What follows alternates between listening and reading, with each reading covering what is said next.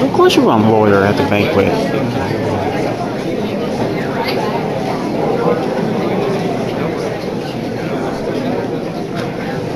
Clean the air filter.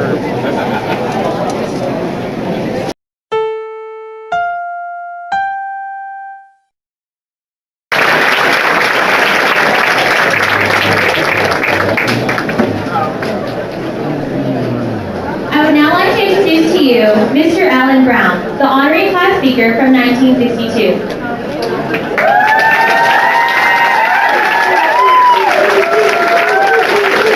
I think that video is going to be a real hard act to follow. Did you like it? Yeah. Well, I need to say just a few words. I've got this great big thick book up here, and they told me I had to say all these words. But I'll try to cut it a little short.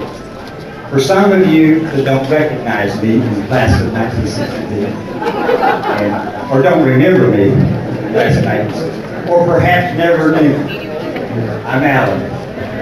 Alan Brown, Guthrie High School class in 1962. In high school, I wasn't a class officer. I wasn't a valedictorian. I was neither a star athlete nor a player in the class clubs. I was just a guy. I also wasn't voted the best dressed, or the most likely to succeed, the wittiest, the friendliest, or anything else. God knows I should have been voted the best looking. Take a look. Like many of you, I was just a kid, interested in good times, mainly girls, fast cars, rock and roll, not much else. I was just interested in trying to do about as little as possible and get by with as much as I could. I'm honored to represent the class of 1962 at your 2012 homecoming ceremony and have the opportunity to share a few brief snapshots of the way it was a long time ago, you guys, young kids, that my granddaughters were all here probably, 50 years ago in 1962. And it was how different it was when I think back. Our athletes did well. We didn't have any state champ football teams. But we did well.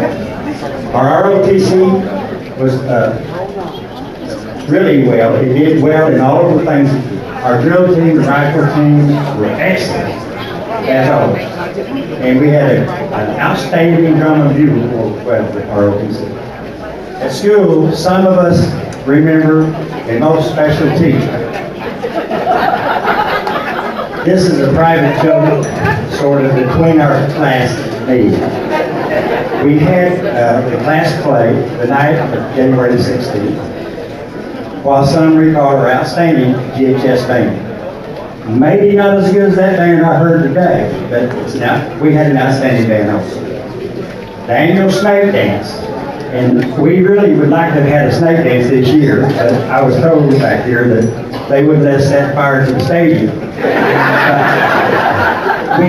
Our snake dance ended at the stadium with a bonfire. But we had a celebrity that attended our snake dance, Senor Jose Jimenez. Do y'all remember Senor Jose Jimenez? Oh, yeah. And it was a super time. There was something for everyone, and much of it probably sounds familiar to you. But, oh, how different it really was. The average cost of a new home in 1962 was $15,000. National debt was a whopping $303 billion. A new car cost $2,500. And the minimum wage was staggering at $1.25 per hour. We were aware of big computers, but never imagined owning one. We certainly never heard of software, the internet, email, or viruses on your call us, or flu, or a cold. We learned to type on Smith Corona and a roll typewriter.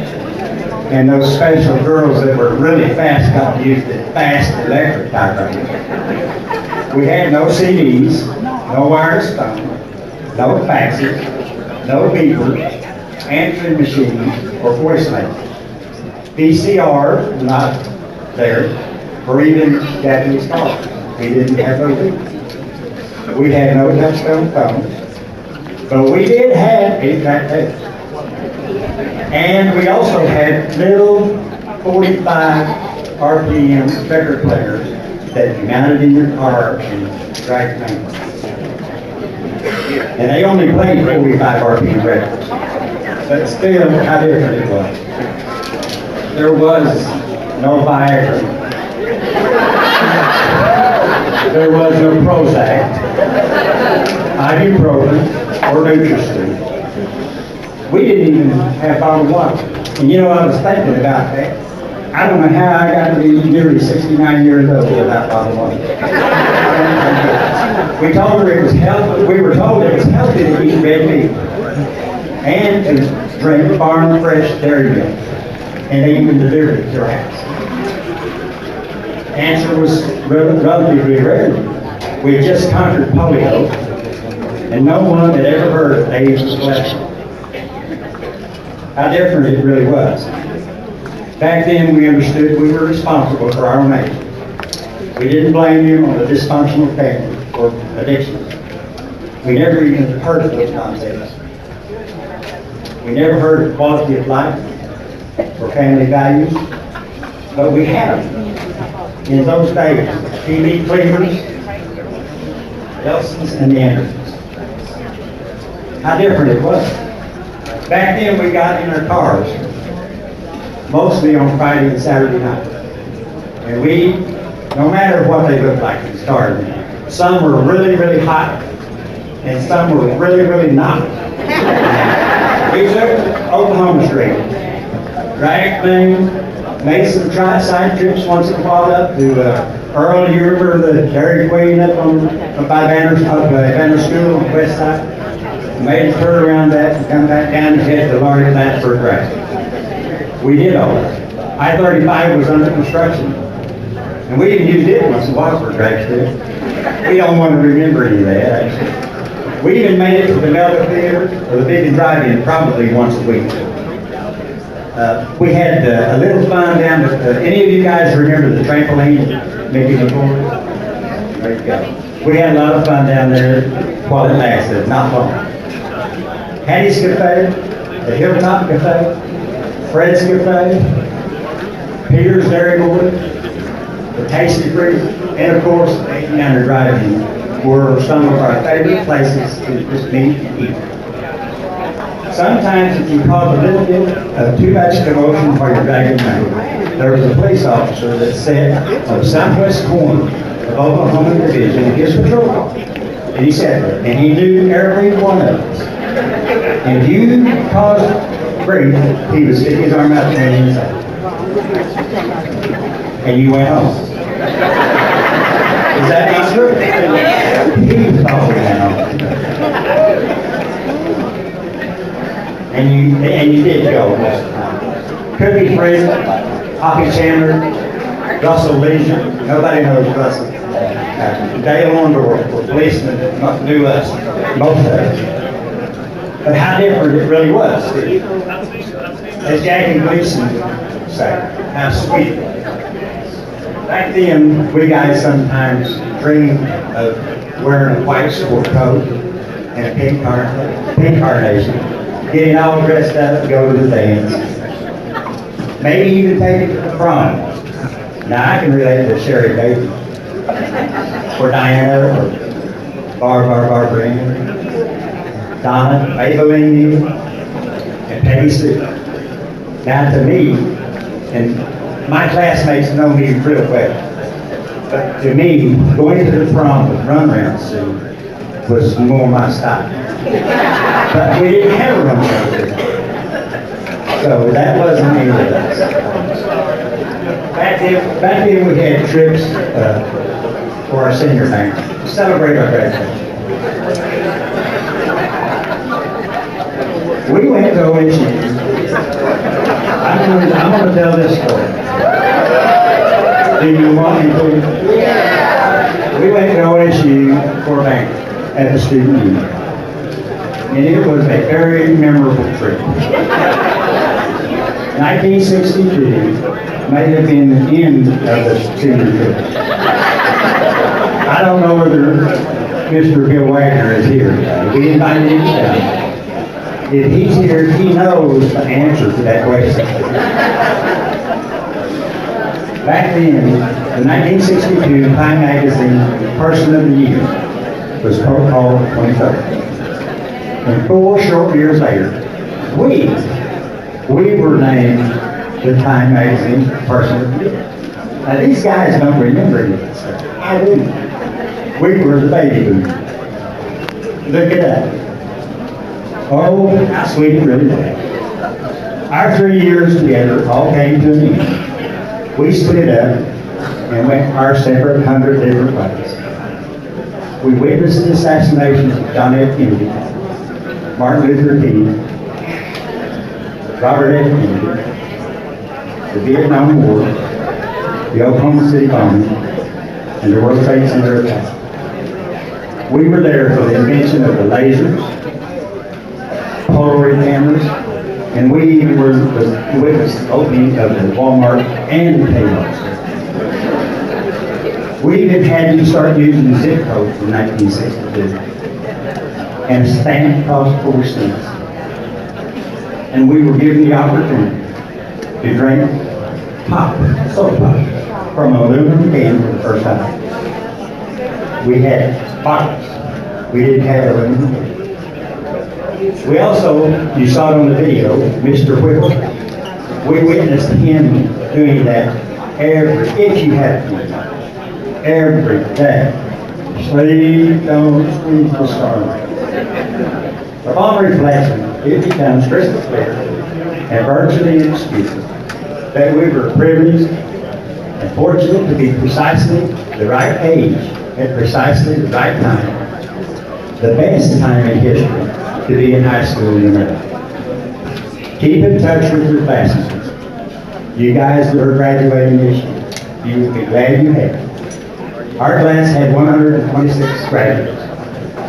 We have lost 24 of those, of our friends, and of the remaining 102, we know where 98 of you live. We don't have 98 here. I think we have about 50 here, 53 today, which is pretty good. And class of 62, everybody that graduated from class, stand up. Come on. We feel along with that.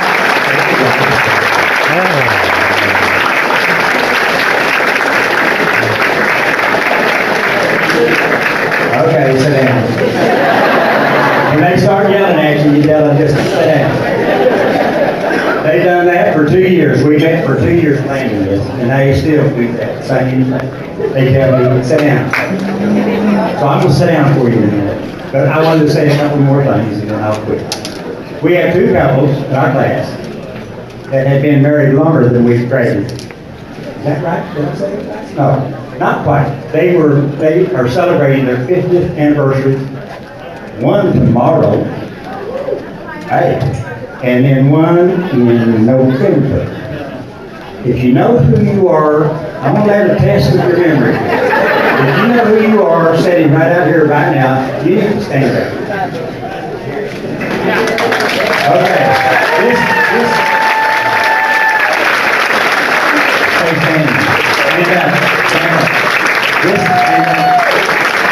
This two on this side right here is my brother in Christ, Jerry Walmsley, and Sharon Schaefer. She graduated with us too at the same time. But now they're going to be, it's tomorrow, their anniversary. And next is Kathleen Carroll Smith and her husband. And they will be married for 50 years on November the 20th. And we're so happy for you, and congratulations, and God bless you. I'm not sure if we had this next guest I was going to talk about. She may have checked him out. She may have heard about my speech. And maybe not. But I want to tell you about her anyway. And she's not with our class. We invited her. And the shirts we're wearing, the name tags, all our banners, all the stuff that she did for us. She designed them. She came up with the theme for us. She didn't graduate. She ordered the entire package for us. In honor of her mother, Patty Abel.